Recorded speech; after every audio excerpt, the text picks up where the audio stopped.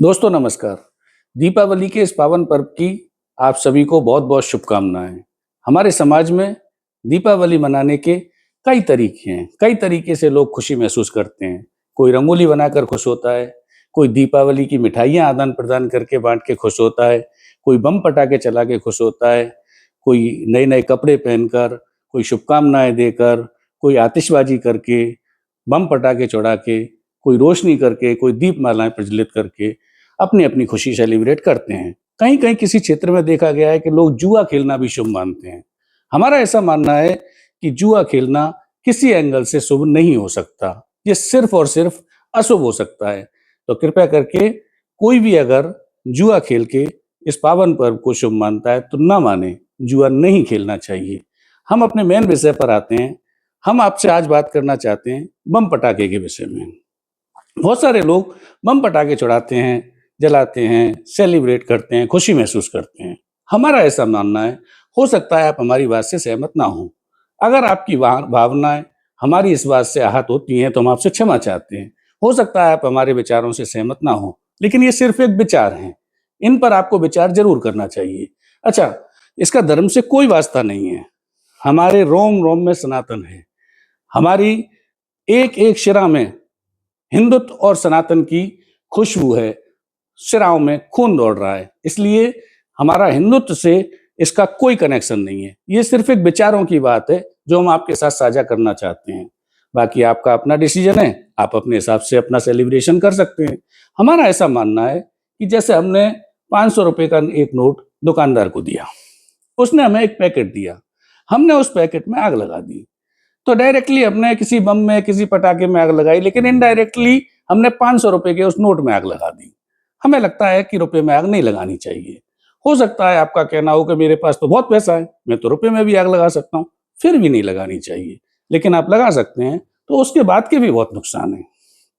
जैसे आपने बम पटाखे में आग लगाई, उसके आग लगाते ही उसमें से एक धुआँ निकलेगा। वो धुआँ पूरे वातावरण को दूषित करेगा, सभी को नुकसानदायक होगा। उसके बाद फिर वो फटेगा, उससे एक शोर उत्पन्न होगा, उस शोर से भी हम सबका ही नुकसान होगा। उसके बाद वो फिर कचरा फैलाएगा, वो कचरा भी हमारे समाज के लिए, हम सबके लिए नुकसानदायक साबित होगा। उसके अलावा उसमें एक रिस्क भी जुड़ा होता है। कितनी दुर्घटनाएँ हम सुनते हैं, वहाँ आग लग गई, वहाँ आग लग गई। ये बम पटाखे चलने से दुर्घटनाएँ भी बहुत होती हैं। लोग जलते हैं, आग लगती है, परेशानियाँ होती हैं, नुकसान होता है। आप कभी भी किसी भी हॉस्पिटल में जाकर दीपावली के अगले दिन देख सकते हैं, कितने केसेज़ दीपावली के पटाखों से, बम से जलने वालों के होते हैं। आप कभी भी दीपावली की रात एक बार बालकनी में बैठ के किसी के साथ बात करके देखिए। आपको एक-दूसरे की आवाज़ सुनाई नहीं देगी, आप बैठकर 10 मिनट शांति से बात नहीं कर पाएँगे। आपको वहाँ जो धुआँ, जो वातावरण महसूस होगा, जो साँस लेने में कठिनाई होगी, उससे आपको एहसास होगा कि शायद हमारी बात सही है। फिर भी आप अपने विचार, अपने हिसाब से अपना जीवन चला सकते हैं। आपको लगता है कि बम पटाखे जला के अगर खुशी महसूस होती है, तो हमें लगता है कि एक बार विचार ज़रूर करना चाहिए।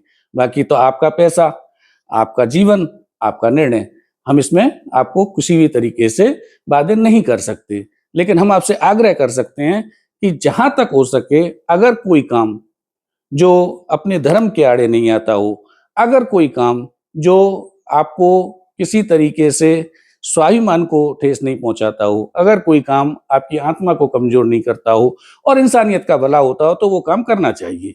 ऐसा ही हमारा अपना विचार है। और जहाँ तक धर्मशास्त्रों की बात है, हमने रामायण में देखा कि कहीं पर भी बम पटाखे का कोई ज़िक्र नहीं होता। मिठाइयों का होता है, रोशनी का होता है, दीपों का होता है, शुभकामनाओं का होता है और तमाम तरीके के उत्साह और सेलिब्रेशंस का होता है। लेकिन कहीं पर भी बम पटाखे का कोई ज़िक्र नहीं होता, यानी ये हमारा कल्चर भी नहीं है। अगर हो सके तो इस पे विचार कीजिएगा, अगर हो सके तो इसे अवॉइड कीजिएगा। बाकी इस बार की दीपावली आपकी बहुत शुभ हो, बहुत मंगलमय हो, ईश्वर से हमारी प्रार्थना है और आप सभी को ये शुभकामनाएँ कि आपकी दीपावली बहुत मंगलमय हो। आपकी दीपावली कैसी रही, ये हमें कमेंट सेक्शन में एक बार आप बता सकते हैं। नमस्कार।